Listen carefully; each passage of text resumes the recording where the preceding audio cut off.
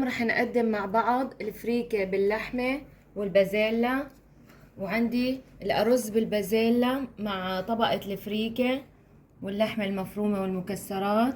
تتقدم مع اللبن بخيار والفتوش إذا بتحبوا. لتحضير الفريكة أول شي ببدأ بسلق اللحمة، ضفتلها مي وبس تبدأ تغلي بشيل زفرتها وبضيف حبة بصل، حبة جزر صغيرة مقطعة، عود قرفة صغير، حبتين هيل، ورقة غار، لومية، فلفل. طبعا الملح ما تضيفه إلا وقت استواء اللحمة، تمام. وبتركها على النايص وبغطي عليها. الثانية عندي هون بازيلا أنا مفصصتها ومفرزتها، شلتها وغسلتها كتير منيح، تقريبا كيلو ونص. هلا بضيفهم بطنجرة وبضيف عليهم ملعقة طعام من الزيت النباتي وبقليهم كتير منيح بالزيت. بس هيك يتقلوا تقليبتين مدة 5 دقايق. بضيف مي ورشة ملح ورشة سكر. السكر بحافظ على لون البازيلا. انا بدي اياهم يستووا 3/4 استواء. بس يستووا بشيلهم من المي بمصفاية وبخليهم على جنب. ما شاء الله هيك البازيلا عم تغلي. هلا بتركها تقريبا بتاخد 3 ساعة استواء.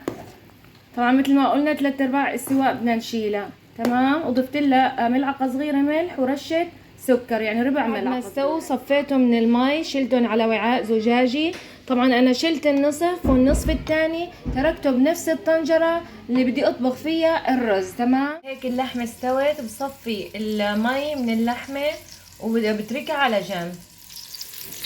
هون عندي نصف كوب من السمن الحيواني، رح دوبهم كتير منيح وبنزل عليهم. عندي هون 4 أكواب من الفريكة، غسلتهم كتير منيح ورح قليهم كتير منيح بالسمنة. زيت ما بينفع نحط للفريكة. طيبة الفريكة انه تتقلى بالسمنة، تمام. هلا بنزلهم فوق السمنة وبقليهم الشكل. بحرك الفريكة كتير منيح بالسمنة، خليها تطلع ريحتها.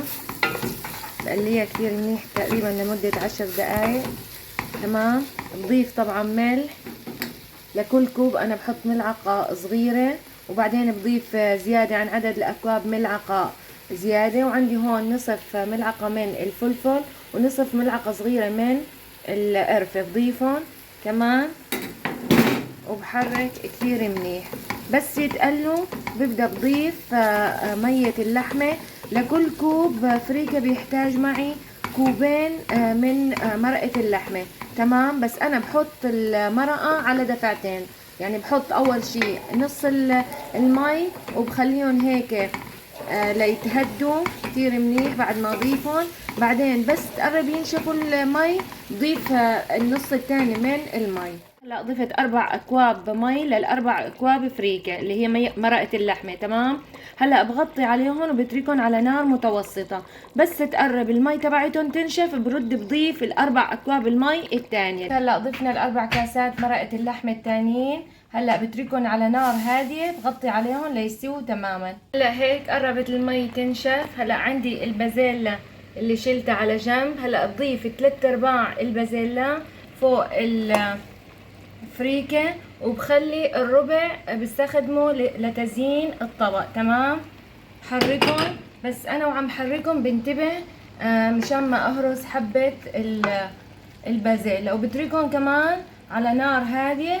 هيك انا بدي اياهم ينشفوا، بس مو انه ينشفوا تماما. بصب الفريكة. عندي هون اللحمة والبازيلا والمكسرات.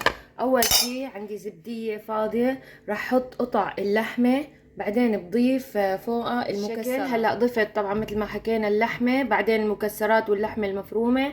هلا عندي هون الفريكة راح ضيفها فوق المكسرات بهذا الشكل.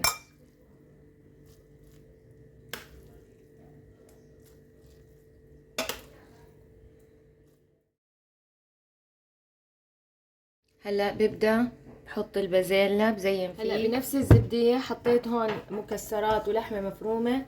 راح اضيف طبقة من الارز اللي طبخته اللي هو الارز ببازيلا، وبخلي 3/4 الارز والربع راح اضيف فوقه الفريكة، تمام. هاد الشكل. طبقة من الفريكة فوق الارز، وزعه. هلا ببدأ بقلبه.